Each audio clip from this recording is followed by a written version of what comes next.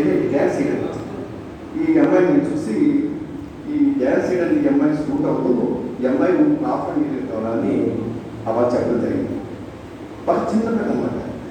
వస్తే ఈ అమ్మాయికి ఫ్లవర్ ఆఫరింగ్ ఇచ్చాము, స్వామివారికి ఫ్లవర్ కావాలి. లేకపోతే ఈ అమ్మాయి ఆ ఫ్లవర్ వెళ్ళిన వాడు నువ్వు చెప్తావా ఏం జరిగిందో?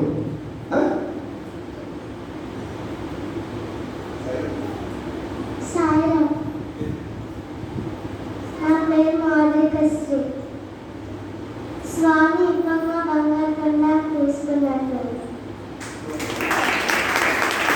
అక్కడ జరిగిందంటే స్వామి అక్కడికి వెళ్ళి పెడతాం కదా, ఆ పెడుతుంటే స్వామి కాదంటే అక్కడ పెట్టలేదట, స్వామి నా బంగారు తీసుకున్నారట. అయింది కదా. అయిన తర్వాత వచ్చిన తర్వాత ఇప్పుడు ఈ అమ్మాయికి ఈ డ్యాన్స్ ప్రోగ్రాంలో 94 అవార్డులు చేయటం. 94 అవార్డులు బాగా.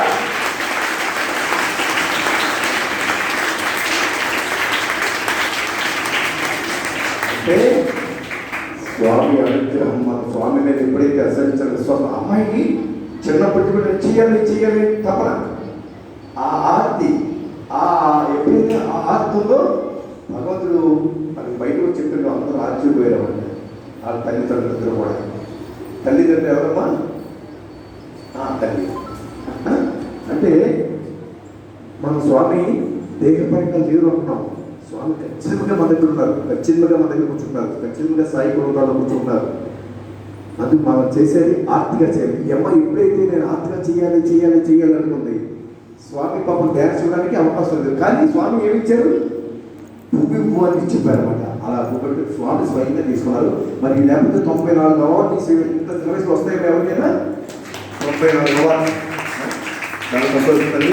మీరందరూ కూడా ఈ అవార్డుతో పాటు ఇక్కడ మీ యొక్క డ్యాన్స్తో పాటు మీ యొక్క తల్లిదండ్రులు పోషించడంలో కానివ్వండి, మీ చదువులు విద్యలో కానివ్వండి మంచి ఉన్నతమైన స్థానంలో ఉండాలి. ఓకేనా? సాయిరామ్. గాడ్ బ్లెస్ యు తల్లి.